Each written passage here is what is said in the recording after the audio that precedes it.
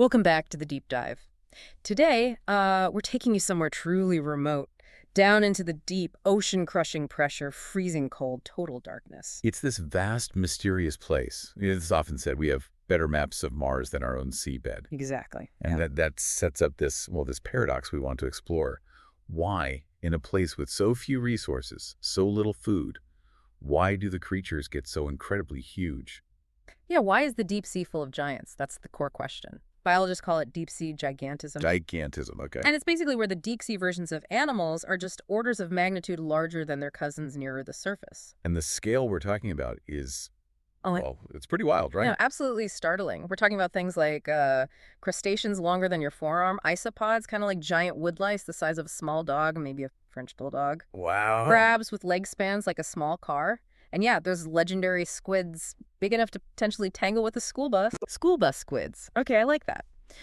So our mission today for this deep dive is to figure out what allows life down there to, well, go big or go home, basically. Right, what are the factors? Or maybe, sometimes, what isn't there that lets them grow so large? But first, let's paint a picture of where we are. Okay, set the scene.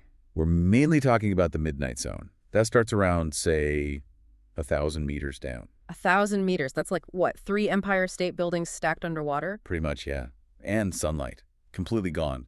Zero light penetrates that deep. And this zone and everything below it makes up most of the ocean, doesn't it? Over 3/4 of the Earth's entire ocean volume. It's immense, it's cold, and crucially, life there operates on a very slow timescale. Slow. And that pace, that's key for our first group of giants, the ones that thrive by being super energy efficient. Exactly. And the poster child for this strategy has to be the Greenland shark. The Greenland shark. Okay, tell us about it. Well, first off, it's huge. It's considered the largest active predator in the deep reaching lengths of maybe 6.5 meters. Think a large American pickup truck. Pickup truck sized. But it's not exactly speedy, is it? Not at all. That's the incredible part. It swims at less than 2 kilometers per hour. That's the slowest known swimming speed for any large fish. Just plodding along. It sounds almost lazy, but it's actually a survival tactic. Absolutely brilliant adaptation. Yeah. In a place where calories are hard to come by, you have to conserve energy. Moving that slowly means it can potentially go weeks, maybe even months, between meals. Just waiting for something to come along. It's pure energetic necessity. And it ties into something called metabolic scaling. Okay, what's that? Basically, the physics of biology means larger animals tend to use energy more efficiently per pound or per kilogram of body mass. So this massive shark, because it's big and it's in the cold, actually needs surprisingly little food to keep going. But there's a trade-off for that efficiency, right? The slowness extends to everything. Everything, Yeah. especially growth. They grow incredibly slowly. Less than a centimeter a year. Less than a centimeter. Which leads to that mind-bending fact about their lifespan. Longevity shocker, yeah. Radiocarbon dating of their eye lenses, it's fascinating stuff, has shown individuals that are around 400 years old. 400 years. That makes them the longest living vertebrate on the planet. By far. We're talking about sharks swimming in the ocean when, Shakespeare was alive and writing plays in England. That just completely changes your perspective on time, doesn't it? It really does. And it affects every part of their life cycle. Sexual maturity, for instance. They don't reach it until they're about 150 years old. 150. So like a shark born when Queen Victoria was on the throne might only just be starting to reproduce now. That's the kind of timescale we're dealing with. It's the deep sea demanding this incredibly slow, long-term commitment for survival. Okay, so slow growth, long life. That brings us to another big factor, this idea of indeterminate growth. Right. Unlike us, mammals, or birds, which generally stop growing once we hit adulthood, many deep-sea creatures just keep going. As long as they can find food and avoid dying, they continue to get bigger. They don't have that built-in size limit. Exactly. And when you combine that potentially limitless growth with centuries of lifespan and often fewer predators hunting you down there. You get some real monsters, like the Japanese spider crab. Perfect example. It holds the record for the largest leg span of any arthropod, think crabs, insects, spiders, up to 4 meters across. 4 meters. That's the width of a car. Yeah, a sedan, roughly. Though its body itself is, well, maybe not much bigger than a football. It's all legs. Still 4 meters. That sounds like it should be a terrifying hunter. You'd think so. But here's the twist, linking back to that energy conservation idea. It's not really a predator. It's almost entirely a scavenger. Really? So it doesn't hunt? Predation takes a lot of energy, Yeah. chasing things, fighting. It's risky and burns calories. This crab plays the long game. It just hangs out on the seabed eating whatever dead stuff drifts down from above. Hmm. Marine snow, carcasses. So the lack of things hunting it allows it to live long enough, and the scavenging provides just enough fuel for that slow, indeterminate growth over centuries. Precisely.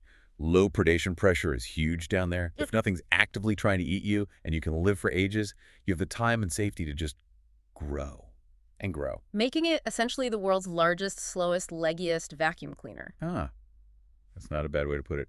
And speaking of efficient bottom-dwelling cleaners, let's talk about the giant isopod. Ah, yes, the giant roly-poly I mentioned earlier. Exactly. Related to the little guys you find under logs, but scaled up massively, they can reach the size of well, a decent-sized cat or a French bulldog, like we said. And their diet is similar to the crabs, whatever falls down. Pretty much anything organic. Whale carcasses, dead fish, even stuff from shipwrecks. They're incredibly efficient scavengers, built to capitalize on these rare, large foodfalls. And they're famous for their ability to store energy and, well, wait, right. The fasting capabilities are legendary. Absolutely legendary. There was one famous case in a Japanese aquarium. A giant isopod just stopped eating. And it went for over 5 years without a single meal. 5 years. That's the longest recorded fast for any animal in captivity, isn't it? It is. It shows this incredible adaptation. They clearly have mechanisms to drastically slow down their metabolism, shut down non-essential functions, and just rely on stored reserves when food is scarce, which in the deep sea can be for very long periods. So getting big allows for more storage, and staying still conserves that energy. It makes sense in that environment. It's a winning strategy for many deep sea giants. Get big, live slow, eat efficiently, wait patiently. Okay, so we've got the slow and steady giants, the efficient scavengers, but now we need to shift gears completely, right? Because not all deep sea giants got big by taking it easy. Exactly. Some got enormous because they were locked in a life-or-death struggle, an evolutionary arms race. And this brings us to the creature everyone thinks of, the giant squid. The kraken of legend, yeah, architeuthis ducks.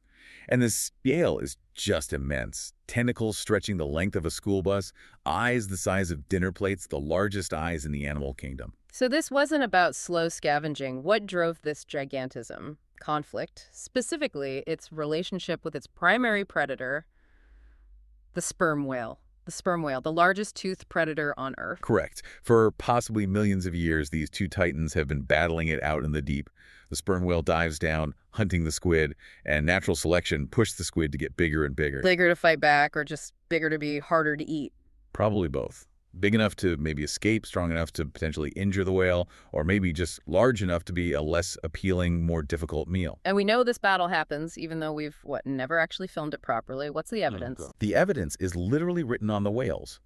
Sperm whales often surface with distinctive circular scars on their skin, especially around the head. Stars from the squid suckers. Exactly. Rings of scars from those powerful, sometimes toothed suckers on the squid's tentacles.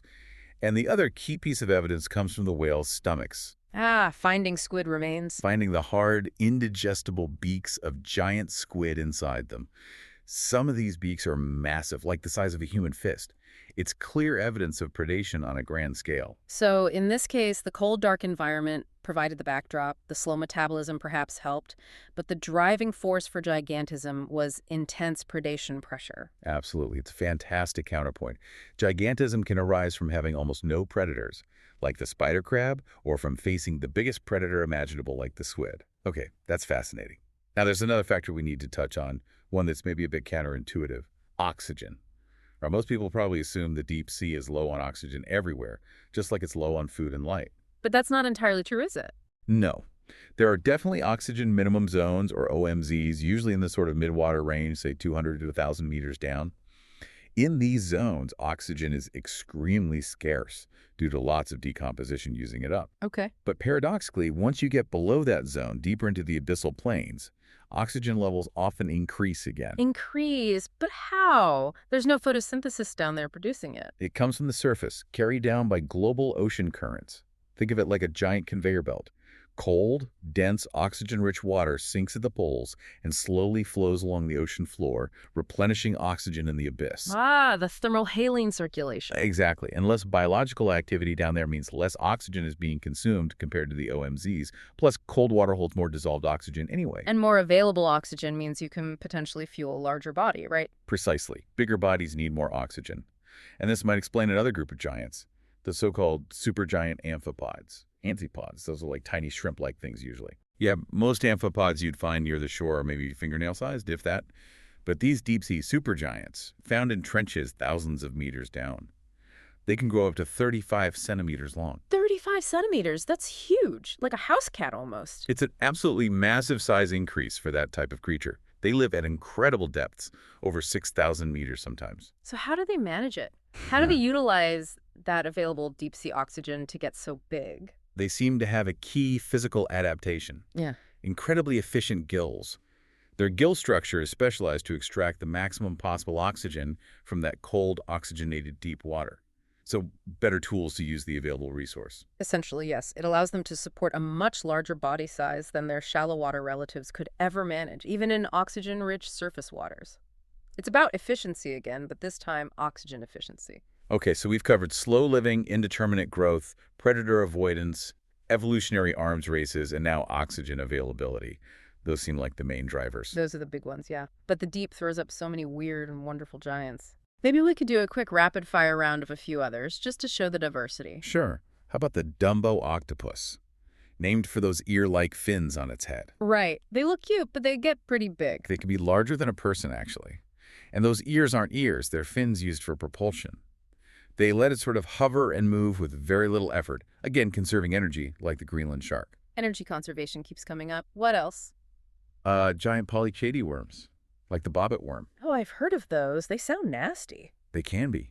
They're ambush predators that bury themselves in the sediment, just waiting, and can reach nearly 3 meters long. A giant segmented worm snapping out of the seabed. Yikes.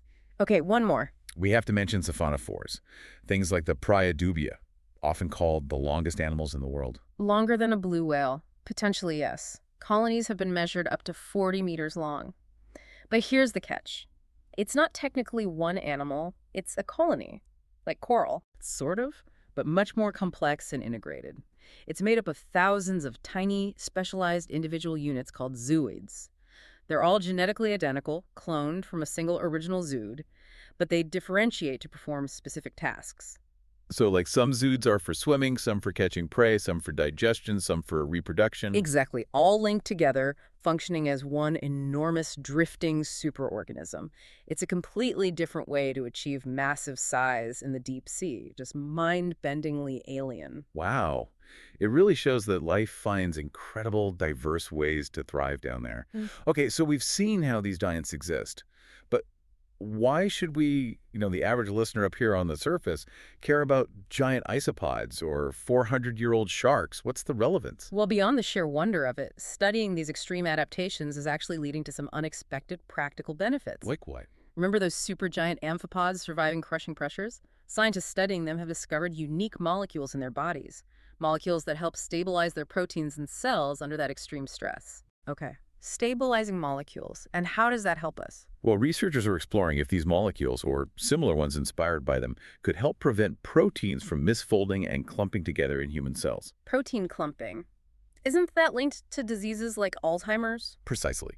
It's early days, of course, but the research suggests that understanding how deep-sea life protects itself under pressure could potentially lead to new ways to combat neurodegenerative diseases. That's incredible. So the secrets of these deep-sea giants might actually hold keys to fighting human ailments. That's a powerful connection, isn't it? And it underscores why exploring the deep sea is so important. We've barely started.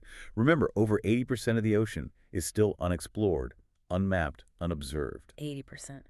Given the giants we do know about, living slow, strange lives under immense pressure.